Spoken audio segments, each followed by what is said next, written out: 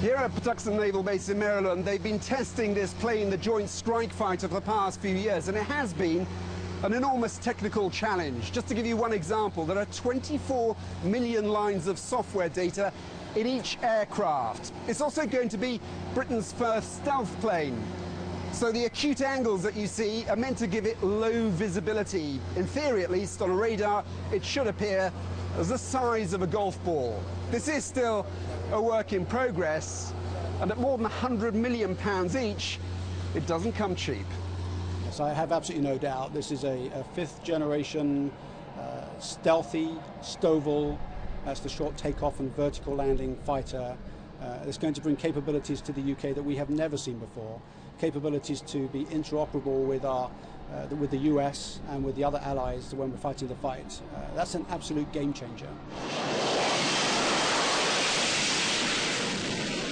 This airplane is bringing new capabilities that we will have never seen before. Well, it jumps into the air, it's ready to go flying, and when it comes back to land, the vertical landing task at sea is pretty much the same as it is ashore, except that you're landing on a smaller spot. The airplane is designed for that, and it does it extremely well. Previously, I've flown the Harrier quite a lot in service, and that airplane is very high workload. It's quite tricky to fly that airplane at slow speeds, and it's easy to make cognitive errors for the pilot, easy to make mistakes. This airplane has had the mistakes effectively designed out of it, and the workload for the pilot is much, much lower.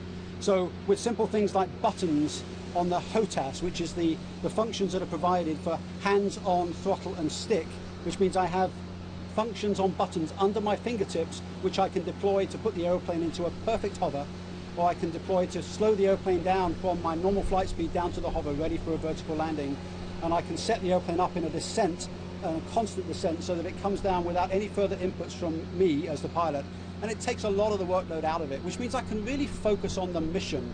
I can think as a warfighter, wonder about how am I going to attack the bad guys, do that job, which is the main role of what I'm here for in the cockpit, and I don't have to worry too much about the workload associated with bringing the airplane back to the ship.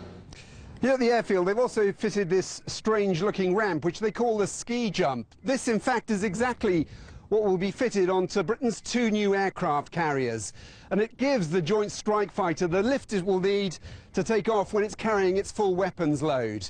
But they won't begin testing this until 2014.